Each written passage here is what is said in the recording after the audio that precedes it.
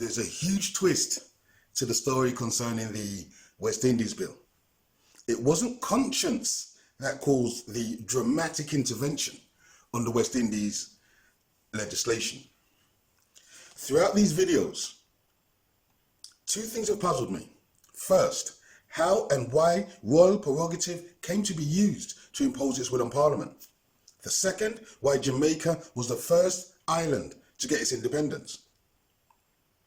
The answer was found in a speech given by the Minister for Colonial Affairs when he introduced the West Indies Bill. I guarantee this will blow your mind, but you must listen very carefully, otherwise you'll miss it. Now, the West Indies Bill was to enable provision for the establishment of common courts and other authorities for, and fresh provision to be made for the government of certain or specific West Indian colonies. To enable provision to be made for the establishment of new forms of government for combinations of such colonies.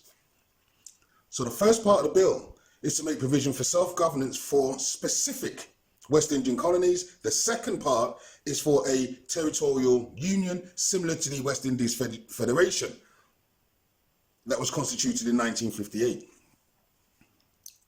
Now, the West Indies Bill was brought under royal prerogative.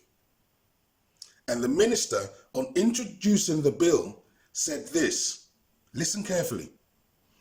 I have it on command from the monarch, and the monarch, having been informed of the purpose of the West Indies Bill, has consented to place the royal prerogative and interest at the disposal of Parliament for the purpose of this bill. Did you catch it? The language is very specific. The monarch gave consent for the royal prerogative and the royal interest to be placed at the disposal of Parliament for the purpose of this bill. It's in two parts. It's the royal prerogative and the royal interest. Do you follow me? He continued, we would have preferred to wait, but we have pressure from Jamaica and have given a promise to Jamaica that the UK would do their best to get the legislation through the House of Lords by the end of March. Furthermore, we have settled, subject to the approval of Parliament, a date for Jamaica's independence. I have to read that again. We would have preferred to wait, but we have pressure from Jamaica and have given a promise to Jamaica that we will get the legislation through by the end of March. Is this registering? What pressure did Jamaica put upon them? What level of pressure did Jamaica put so that they made a promise to Jamaica to pass that bill within a month? Now, Jamaica didn't put pressure on the government because the government didn't create this bill. Jamaica didn't put pressure on the House of Lords because the West Indies Bill didn't originate in the House of Lords. So who did Jamaica put pressure on? And what pressure? Whatever the pressure was, it necessitated the need for the royal prerogative to be invoked, to command the House of Lords to act under royal prerogative to bring in the West Indies Bill, where they promised to Jamaica that they will pass it by the end of March. What pressure did Jamaica put upon the establishment so that the monarch had to break a 300-year-old law, invoke the absolute right to rule doctrine, and risk a constitutional crisis to command the House of Lords to introduce the West Indies Bill. What pressure? We'll never know. We'll never know. What pressure was brought so that a promise was given to Jamaica to pass the legislation by the end of March? There's more. The minister went on. Furthermore, we have settled a date for Jamaica's independence. They settled a date for Jamaica's independence. So, what pressure was it so that not only did they promise to pass the legislation, they'd already agreed a date for Jamaica's independence, and all of this in one day. In one day.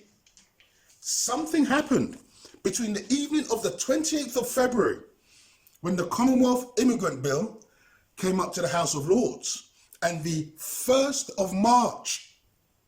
Something happened over those 2 days that caused such stress that promises were made to Jamaica to pass the legislation within 4 weeks, and a date had already been fixed for their independence.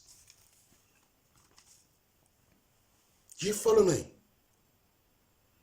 Whatever the pressure was that Jamaica was able to assert caused Jamaica to be singled out in the House of Lords when the bill was introduced.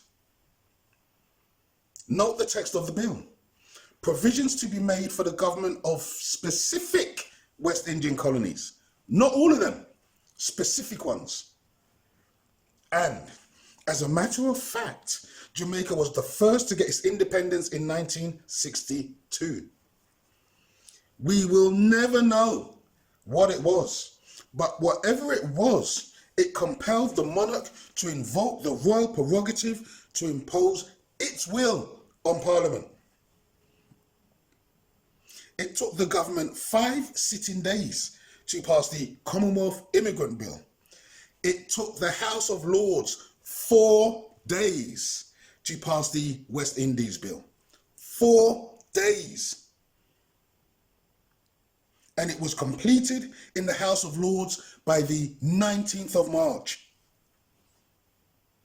That is some pressure that Jamaica has exerted upon the UK to make the UK invoke the royal prerogative in the monarch's interest. And what is peculiar, as I said before, is that this didn't cause a constitutional crisis. It didn't. It should have, but it didn't. But whatever the pressure was, caused the monarch to invoke the royal prerogative in the monarch's interest. And there's more to this story. Watch out for the next video. Thank you for watching. Please share and subscribe. More videos coming soon.